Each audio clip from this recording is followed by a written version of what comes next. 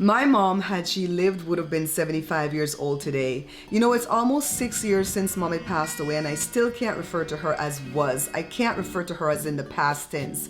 And I spoke to a friend recently who knows a lot about the Bible, and she told me, Barbara, you don't ever have to refer to your mom as was, because she still is. You're watching the Bear Pantry Show. My name is Barbara, and for over a decade I've been teaching viewers and subscribers how to cook authentic dishes from my home country of Belize and many other delicious dishes from basic ingredients. She exists in the spirit world now, so she's still existing, so you can keep saying is. So let me share a little bit with you about mom. So she was a beautiful baby, and I'm not just saying this because she was my mom, because I can let you know if a baby's ugly, all right? See the picture right here? She's the one on her mom's lap. So she was the third child and the first daughter, and my grandparents had 10 kids, all right? So 2 of them died when they were young. 1 boy died right after birth. They didn't even name him. And then my mom's younger sister died in 1959 at age 6. My mom was only 12 at the time, and I think this occurrence really shaped her life for the rest of her life. So even though mommy was the first daughter and the third child, and she had all these siblings to take care of, she hated taking care of these babies, all right? I remember she used to tell us stories of when Aunt Jenny and Uncle Les is older, but they were like twins, and they were both in the hammock, and they had them in the kitchen area, and there was a safe. You know, a safe in Belize is like a pantry. It's a standalone pantry, and my mom would swing the hammock gently of course, into the safe so that she would jerk the babies awake. You know, she didn't do it to harm them, just to wake them up so that they would cry. And so then my grandmother would come and take over, you know, and soothe them and quiet them, and then she would have an opportunity to run off and play. So then she loved music, she loved dancing, and she loved parties. But as a young girl growing up in Belize with a mom and 2 sisters, you know, that not her 2 sisters, but her 2 aunts, the mom 2 sisters, they were raising her. They didn't allow her to do much. She couldn't get away with a lot. So she would go to friends' parties. I don't think they had a lot of parties for them, but she would go to friends' parties. And she was always talking about this Veronica Curley. I hope I'm saying it right. And she would go to their birthday parties, and her friend Dorothy Griffith. Dorothy's mom was the one that delivered me, the midwife that delivered my older brother and me. Anyways, she would go to their parties, and she would totally forget that there was a window there, and she's dancing, and she gets in the window and shimmy her shoulders. And my aunt Grace would see her, my grandmother's sister, and she would do this. Come home now, you're too blagyard. And that's the word they would use on her. And she would just pretend she didn't see her and just kind of go right back into the house and continue partying. She told me a story one time that she ditched school. She didn't like school. She ditched school and she went to the movies instead. And when she came out of the movies, it was daytime still. It wasn't nighttime movies. And the sun was so bright that she went blind, and she thought that God was punishing her for ditching school. She said she never ditched school again. She went to St. Hilda's, if anybody, you know, from Belize knows. And so she was a St. Hilda's girl. And she was good at drawing. I think that's where Joshua got it from. She had a beautiful voice, and I think she could sing if she would have gotten some training. I think if there were 2 words to describe mommy, they would be generous and funny, right, Joe? Right. She was generous to a fault and hilariously funny. I remember her telling us this story of her pulling a prank on her best friend Dorothy. Miss Dorothy, if you're watching this video, she said she used an old notebook, which in Belize is called an exercise book, and she filled it with some bottle stoppers, which is what, the caps from the soda bottle, right? Mm-hmm. So that it would rattle. She wrapped it and took it to Dorothy as a birthday gift. Her 2 brothers set her up to do that. So when she took the gift, Dorothy's mom said, "Thank the little girl for the gift, Dorothy." And she goes, "Thank you." Dorothy was, she was wearing, because she knew that, right? When she opened it up and saw what it was, she cussed her out. I think that's where I learned to cuss from mommy and all her friends. So anyways, I want to talk just a little bit. I invited Jo in because I want to talk a little bit about her generosity. So let's start right at home first. In our business that we were doing, the bottle printing business, when we first got started, we had some money when we got started because Joe used all his retirement money to get that business started. But there was still a time when we had big jobs to do and didn't have the money to do the big job. That's the way it is when you're in manufacturing. You know, you get it in the order, but you still have to buy the paint, the glue, the this, the that. You still have to print it. You still have to pay the electricity bill. Meanwhile, you're printing. And we used to have this big job that paid $12,000. One of them paid $12,000. The other one paid $5,000. Same company, 2 different bottles. And they would come every 3 months. So 1 month would be the big order, the next month would be the smaller order. And the big one would take us a whole month to get it done. 30 days, because it was a semi-automatic machine that we had to do that on. And they're going to pay you on net 30. No, they paid right away. That big company paid right away. The smaller but we had so much pride that we couldn't go to that customer and say, hey, can you give us half that money up front? And honestly, Joe, I think he would have. That guy would have. He was the sweetest customer, you know? But mommy would front us the money that we needed to get through that month. And then when the month was over, then I'd pay her back and give her my tithe, give her everything. And she would take that tithe money and she would go home to Belize and she would have huge parties. 1 year it was for kids. Well, not year. She went twice a year. So when one trip was for kids, the next trip was for old people. She protected the very young and the very old. You know? And so that was so funny because mommy didn't like kids. Well, she didn't dislike kids. She advocated for them. She just didn't want to babysit them. That's right. And she did sewing. And if you came to try on your clothes, you know, when I was younger and she was doing sewing and you brought kids with you, it's like, can you leave those kids at home? Because people would come and bring their nieces and nephews. They wouldn't even bring their own kids. You know what I mean? So she was always giving. Joe said earlier before I was taping, she was giving to the point that she racked up her credit card while giving. If she didn't have enough of her own money to give, she would buy her plane ticket on a credit card and go home and throw another party. So, but she was my right hand in everything that I did in the way of business. Now, my dad is the one that has the business degree, but my mom was the one that had the business acumen. She really and truly knew how to conduct business. She knew that customer service was key.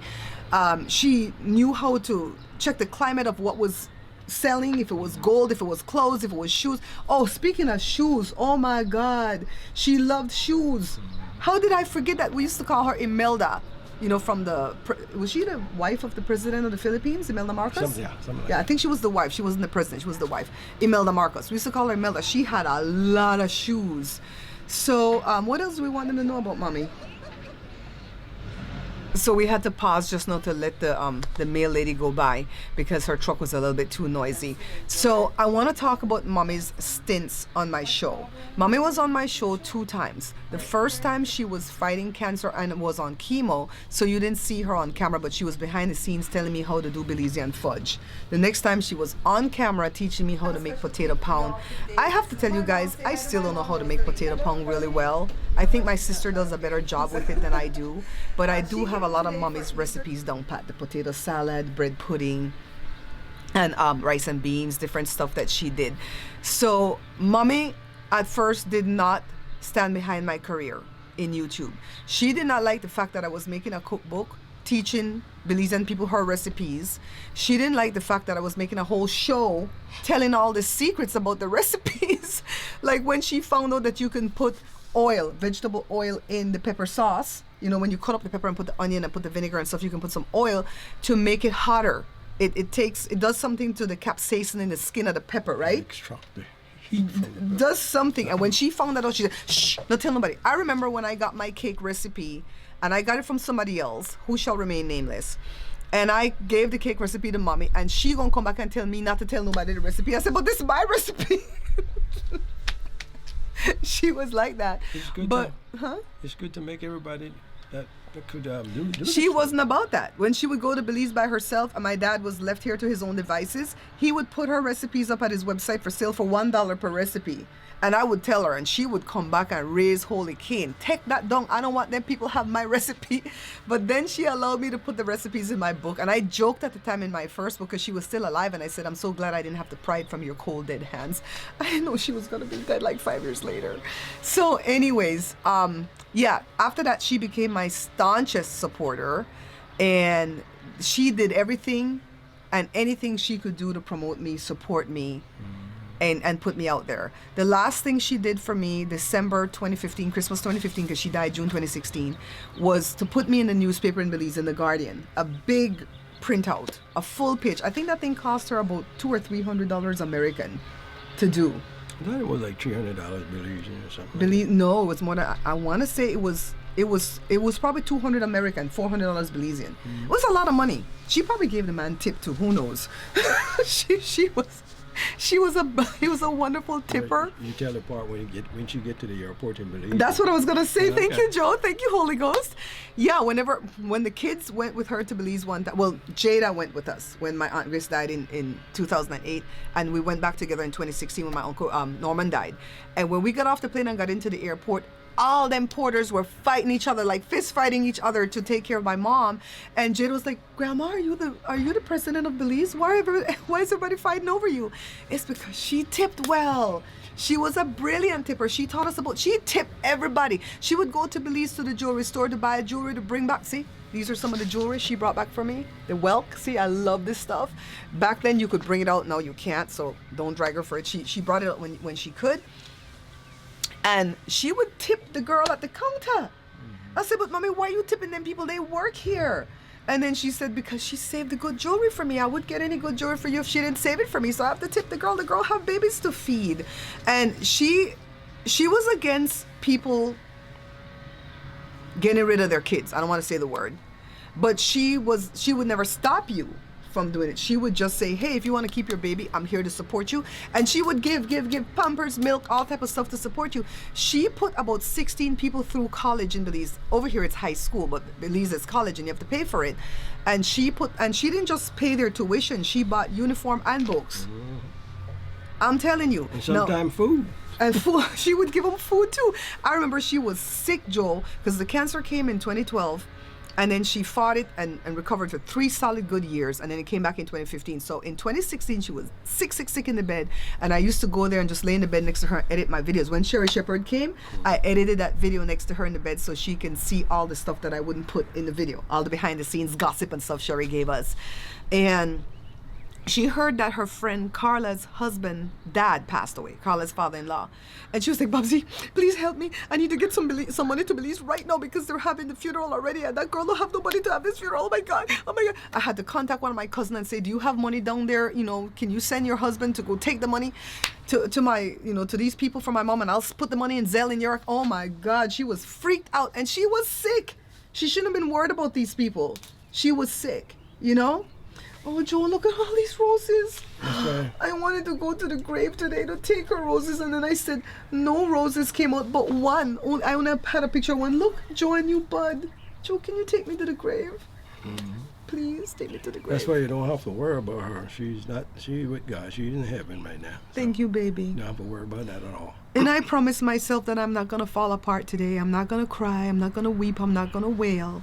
I'm just going to praise God for the years that he gave me with my mom. She died 2 months before I turned 50. When I turned 50, it was a sucky birthday for me because she wanted to have a party because the prior year before that, she had a party for my brother when he turned 50. And I haven't had a party since. I feel like it's not right to have a party without mommy because I had the parties for her. Those parties weren't for me. Even when she gave me parties when I was little, they weren't for me, they were for her. She loved parties.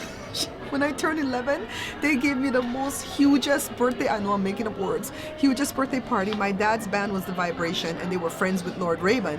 And the 2 bands played at my 11th birthday party. Child, we could only stay there till the sun set. After that, go up in your bed. It's for adults now. Her name was Rose, so I think it's very poignant for this Rose to be here, Seems huh? to be back those days you were royal, huh? We were royalty, I'm telling you. My godmother always tells me, "Hi, Gotti." My godmother always tells me, "Child, let me tell you something. Your whole entire family on your mom's side are royalty, okay? You came out of royalty. You big time. You even before Miss Bear Pantry." Thanks for listening God, I can't talk. Thanks for listening to me today, guys. I made a cake last night. I did a 6x2, 2 layers, and I did the Belize icing that she loves so much. And I frosted it and I did the best I could do. But I think I'm going to go to the store right now and try to buy some decorations to put on it and put the candles on. And I'll show you guys that at the end. But this is Mommy's birthday celebration. 75 years Mommy would have been. See, I have the 5 and I need to go to the store to pick up the 7 candle. And then I'm going to pick up a few items to see how I can make this cake a little bit more pretty. But this was Mommy's favorite cake, Belizean light cake with the royal icing. The icing is hard.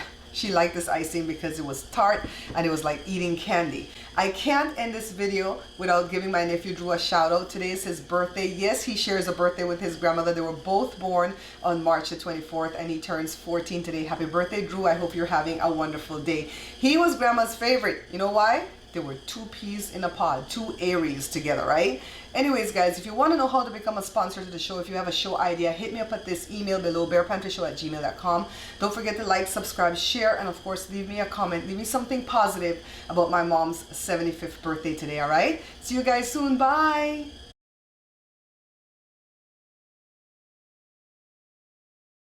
Start with United again, moms. Way over? You kind of know when it stopped. It just stopped just now. I just see something on white.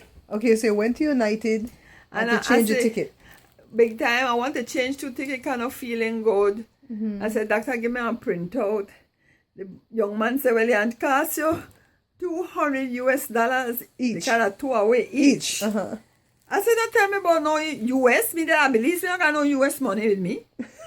So, and I did 1 hour 45 minutes. Server, blackout every minute. Server, they don't server there. Anyway, finally, because I tell her, if I'm going to say so for the so long, you know. Anyway, I say, young man, I say, you can't move me from seat 30 and put me up a little bit more. No, miss, because they cost $65 each. I say, okay. When I get back, that says I want to talk about, on Facebook. Watch me now. Not even know how to put on the computer. What am I make my data do? Me and my followers, huh?